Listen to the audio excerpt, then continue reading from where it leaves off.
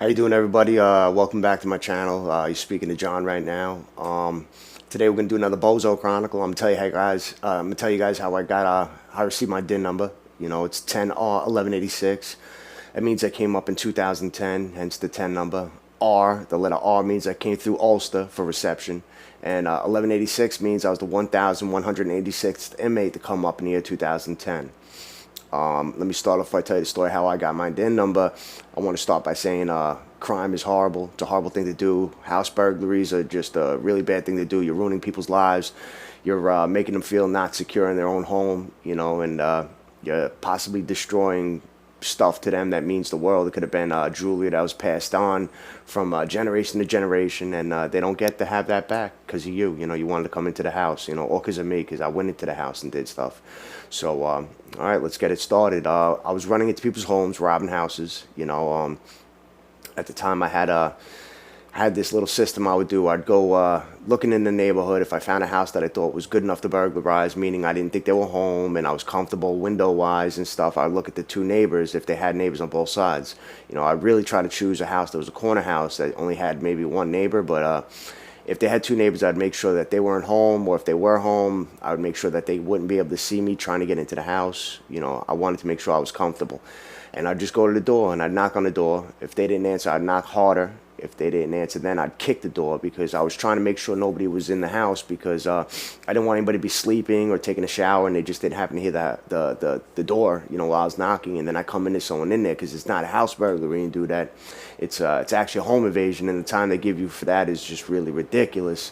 And I wasn't trying to do that much time. God forbid I got caught, you know. So if, you know what they say, if you're not willing to do the time, don't do the crime. So I wasn't doing a home invasion, and not even just for that. I didn't want people to go through the emotional fear that they might have to go through seeing someone in their house, where they might feel I might hurt them, which I never would. But you know, it's probably a real awful feeling. It's bad enough I'm violating them by stealing their jewelry and cash. You know, I didn't want to put the added fear on top of it and make matters even worse. So yeah, so I would do that. You know, and if nobody answered, I'd go into the backyard and try to get in through a window. If there wasn't a window that was unlocked, I'd break a window. You know, I'd always try to avoid that, because you're making more damage to the house, plus you're making noise. So I would break the window, unlock the latch, and hop in. I'd go right to the master bedroom. You know what I mean? That's it. I wouldn't pass go. I wouldn't collect $200. Well, hopefully I did collect more than $200, but I would go right to the master bedroom, you know? And I'd go right to the jewelry box, take all the jewelry, put it in a backpack, look in the sock drawers and shit for cash, look under the mattress for cash and stuff like that. I've seen safes before. If the safes weren't open, I would just leave them, you know, probably passing up thousands of dollars. But, you know, it was just too troublesome. I wanted to get in and get out. I wanted to do quantity over quality, I guess you could say, because the longer you're in a house, the better chance you have of getting arrested, you know. So I figured I'd bang out a few houses a day, get $1,000 per house, and, you know, I'd be pretty much good for a little while with that money, you know. So that's what I did, you know, and I was doing that for a while, you know. First I started with I was living with a girlfriend at the time, and her mother and her daughter. Mother and her daughter, mother and her sister, and I started with her next door neighbor, made a few thousand off the jewelry there. Then I did a few houses down from that house and one house around the corner. You know, basically I conquered her whole neighborhood, which was not smart. But I was doing something which made me a little fearless. It gave me a false sense of security. What I was doing when I got the jewelry is I was chopping it up. You know, I would take snips and I'd cut up the jewelry. First, I'd remove all the gems, the rubies, the diamonds, whatever was inside them, and I'd put them off to the side.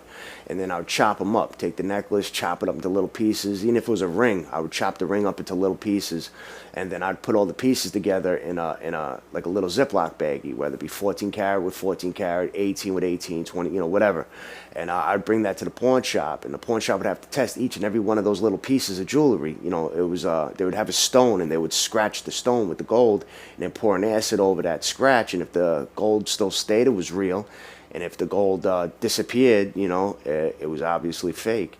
And I was doing that because I figured, you know, you might know I'm robbing the houses to get this jewelry, but you don't even know what it is. It's just a tiny little piece of gold, and you couldn't tie it to nothing. So I figured I'd be safe doing it that way.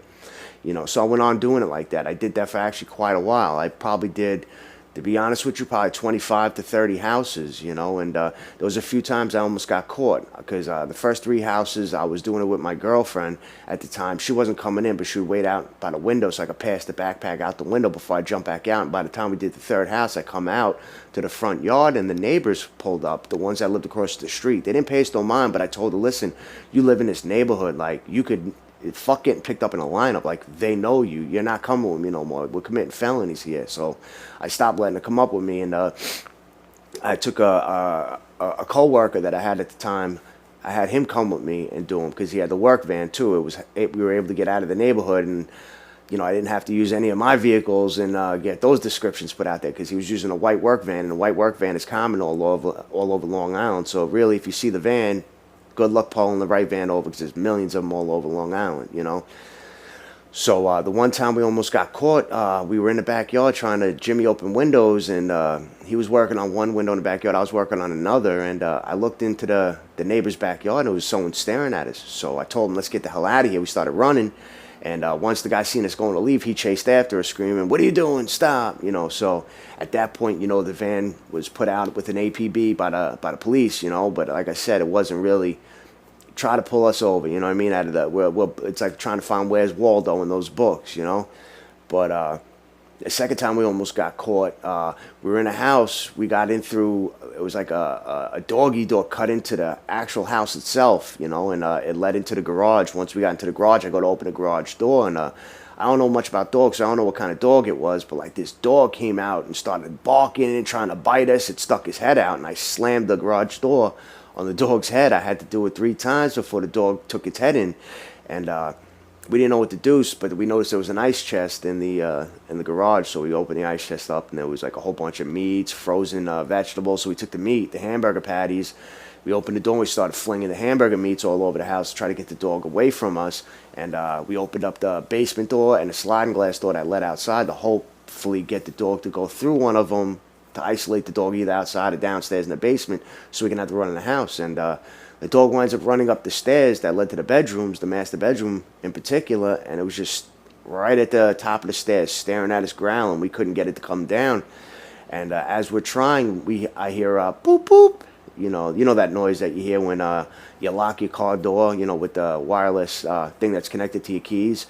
And I hit him and I said, let's get the fuck out of here, because obviously someone's coming home, and once again, I ain't trying to get a home invasion. So we dipped. We got out through the doggy door before the people got into the house. So, you know, we barely escaped, you know, but we did. And, you know, one day I go and I cash in a diamond for $1,100, and I go back the next day because I wound up shopping with all that money at the flea market. I bought a whole bunch of stuff for my girlfriend. I bought a whole bunch of weapons. Swords, axes, knives, you know how it was back then. And I go back to sell him some more jewelry, and he's like, listen, I can't buy no more jewelry from you. I'm like, why not? He's like, you sold me thousands of dollars of chopped up gold. The detectives are investigating you. They think you're robbing stuff. I'm like, all right, no doubt. So I grab another co-defendant, and I used to pay him, and I used to give him like $10 to just go, because he was a drug addict. I used to give him $10, and he would go inside the same pawn shop with the same chopped up jewelry and cash it in for me and give me the money, you know. And the one thing I did that pretty much got me caught, it was the very first house I did, I took the Nintendo Wii from them, because, you know, it was 2008 or 9 when I did it, 2008 maybe. And I gave him that to return to the bring to GameStop to swap it for the Xbox 360. Told him grab some games that I pick out, and I'll, you know, use your ID and I'll pay for it right there. And that came back stolen. Out of all things, that came back stolen. And one day I'm hanging out with my girl in her room, and I get a phone call from that kid's girl, and she's like, the guy's name was Mike. She's like, Mike got arrested. I'm like, for what? She's like, for selling that stolen jewelry you were making him sell for money. I'm like, what? And she repeated it exactly the same way. And in my head, I'm like, yeah, she's talking to the police if they're not already on the line right now listening on. So I told her, yo, listen, I don't know what you're talking about. I got to go. And I hung up.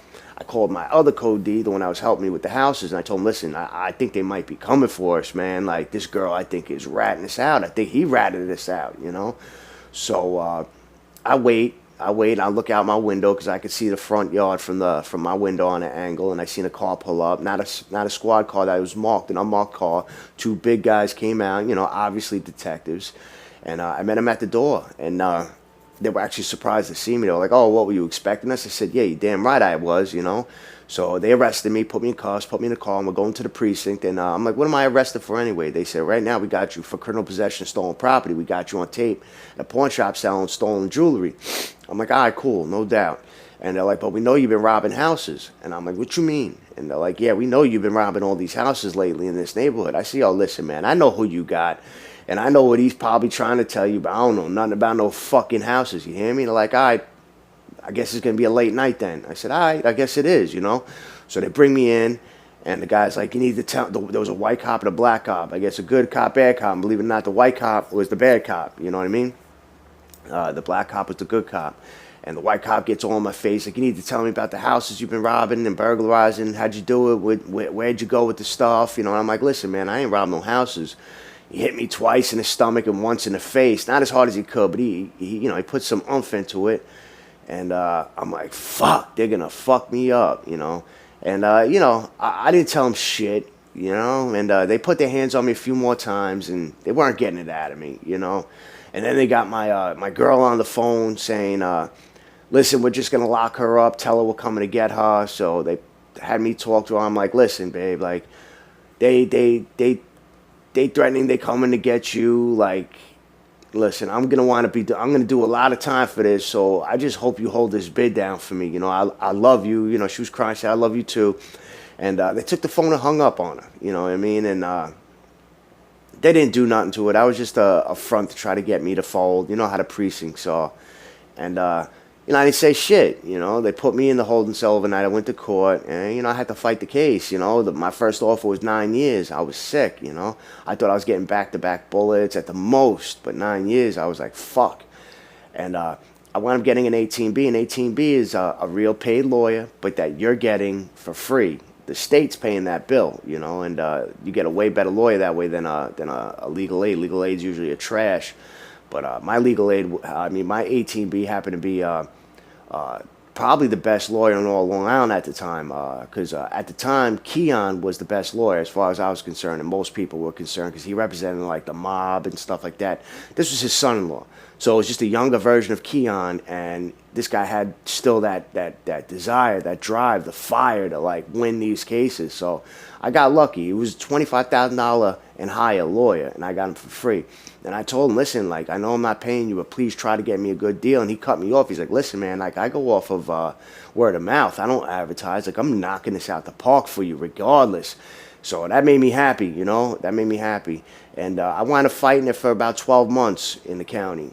And I got them down to 3 years. When I got them down to 3 years, I took that, man. Like, because at first it was 7 violent felonies. I caught 7 burglaries, man.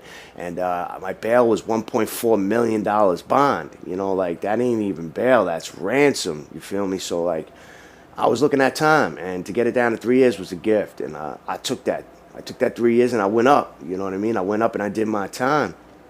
And, you know, that's it. That's the story of how I got my DIN number. That's not the story of the last time I ever got arrested or went back upstate. You'll have to watch my other video that I had already done to hear about that. But I want to leave a disclaimer on this video as well. I do by no means, shape, or form glorify this. You know, I think burglarizing homes is a horrible thing to do. I'll never burglarize a house again. You know, the amount of emotional pain that these people must be going through, because I destroyed all their jewelry. They couldn't even get it back, you know, like, it was just not a good thing to do. Insurance probably paid them for the gold, but it can't get them back the memories if it was like from a mother, grandmother, great-great-grandparent or something like that. So don't do it, you know what I mean? Hopefully you can learn from my mistakes instead of having to learn from your own mistakes. That's another reason why I'm making these videos, you know. So if you like this video, please like and subscribe. Leave comments below. If you ever leave a comment, I'm still small enough where I can respond to them. And keep in mind, I still got 100 subscriber free giveaway. I'm still giving away that free Bluetooth speaker. So if you subscribe, leave a comment. And at the end of that comment, write the 2 words "free giveaway," and your shit gets selected. You're gonna be a winner. You know. So that's it. You're gonna hear from me again soon, fellas. I hope you enjoyed the video.